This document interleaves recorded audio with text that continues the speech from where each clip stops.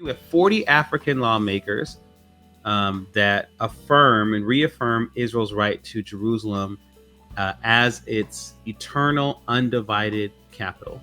In different countries in Africa, people who are representing Botswana, Cameroon, the Central African Republic, Ivory Coast, Kenya, Madagascar, Nigeria, Rwanda, South Africa, South Sudan. So these are lawmakers, these are lawyers and like legislators in these countries who are making this declaration and also standing for a closer tie between Africa and Israel. There was a whole event that was had. It was called the Addis Ababa Declaration of Africa-Israel Cooperation and Partnership.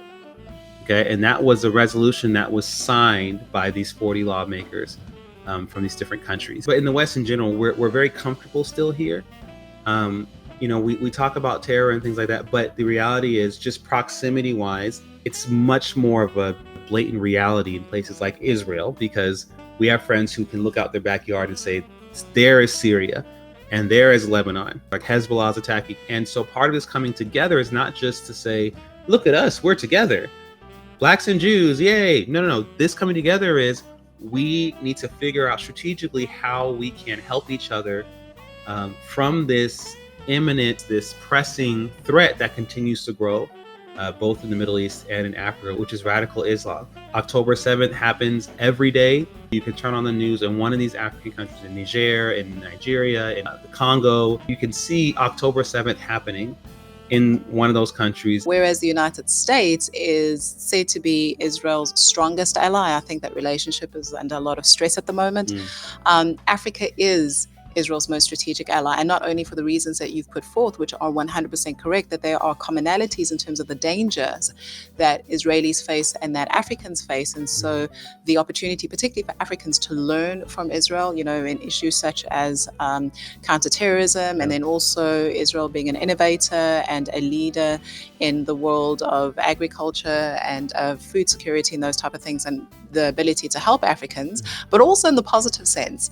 And this is something that we unpacked at the first in-person Israel-Africa Forum 2 weeks ago. It feels like several weeks ago. In DC. In DC. So there's unpacking why Africa, in a positive sense, is an incredible ally for Israel, whether it's in relation to economic opportunities. Africa's not poor.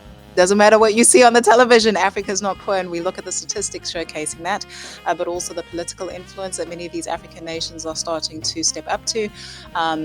Faith-based diplomacy, which is something that was really spoken to at this particular summit, and various other reasons. So yes, strategically, Africa and Israel coming together is going to ensure that the landscape of what Zionism looks like over the next coming years is going to change. The second thing is, it's very encouraging for me as an individual who is in the legal space and who, God willing, one day is going to be in a position to be able to influence the trajectory of leadership in her country, where you have these lawyers, these lawmakers, these members of the legislators. Joshua, they went there in their personal capacity. So even though their governments and some of the names that you listed, those countries have got a neutral stance as it pertains to Israel, here you have individuals who are convicted about the truth and the importance of their countries standing with Israel and standing on the declaration that despite what the pressures of the world may be, despite what the United Nations may be and other world organizations, that Jerusalem is the eternal undivided capital of Israel. And just as, and we continue to thank the United States of America underneath the leadership of the Trump administration several years ago for making that declaration, that these nations will start to follow in that lead and also move their embassies from where they are in Tel Aviv to Jerusalem. So their personal conviction, them coming together, them drafting this resolution, and then going back home to say, okay, how do we mobilize, how do we really engage in grassroots activism and activities in our places of influence so that this position can take on a more formal role, a more formal position by our countries. So definitely, Joshua, we've spoken a lot on this forum how the relationship between Africa and Israel on the ground amongst the people is very different to how these African nations vote at the United Nations.